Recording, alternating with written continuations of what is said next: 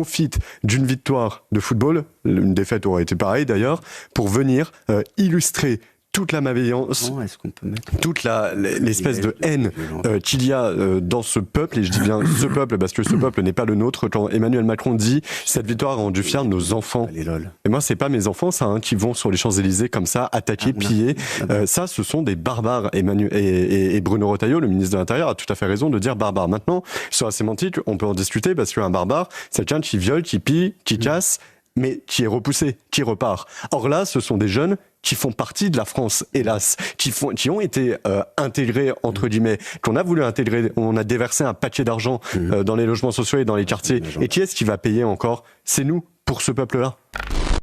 Alors, une fois n'est pas coutume, je suis pas d'accord simplement sur le terme, la sémantique avec Hetzel, quand vous dites qu'il faut intervenir de manière chirurgicale pour aller prélever ceux qui font des débordements. La réalité, c'est que là, en fait, c'est un effet de masse. Et c'est une masse qui convoite la violence, parce que c'est une masse qui est unie d'une culture anthropologique qui est violente, celle des banlieues. C'est ce qu'on appelle des racailles, sont venus détruire le centre de Paris et qui sont galvanisés parce qu'ils arrivent aussi en clan. Il y a une culture clanique derrière. Ils savent qu'entre eux, ils peuvent se protéger, se défendre. Et il y a dans cette culture, qui est celle d'un autre peuple, tout simplement, qui n'est pas partenaire de notre civilisation et qui donc ne respecte pas nos valeurs, nos mœurs. Ça n'arrive jamais, excusez-moi du peu, lorsque 8 millions de Français ont célébré, rendu hommage à Johnny Hallyday sur les Champs-Élysées, il n'y a pas eu le moindre débordement. En 98, il n'y a pas eu le moindre débordement. Donc, pardon, le sujet, il est uniquement migratoire. C'est-à-dire qu'on a eu sur les Champs-Élysées tout un peuple qui n'est pas le nôtre, qui est venu casser...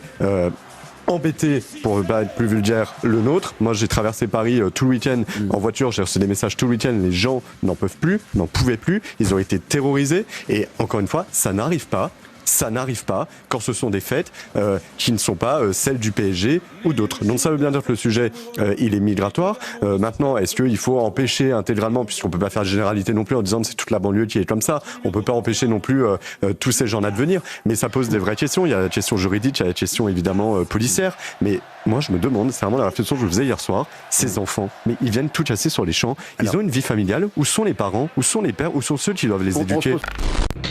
Quand vous venez parler du problème migratoire, c'est-à-dire que ces jeunes qui sont aussi français que vous et moi... Non, ils ne sont pas du tout aussi français que moi, je vous assure. J'imagine que vous ne les connaissez pas tous, on a des plusieurs centaines de milliers. Non, mais quand on est français, on ne casse pas le mobilier public, on ne ravage pas une ville, c'est notre fierté en fait. C'est ça, il faut arrêter, vraiment, je vous assure, ils ne sont pas français. Donc effectivement, ce sont des Français. De et le problème, c'est bien... De papier, oui. C'est bien...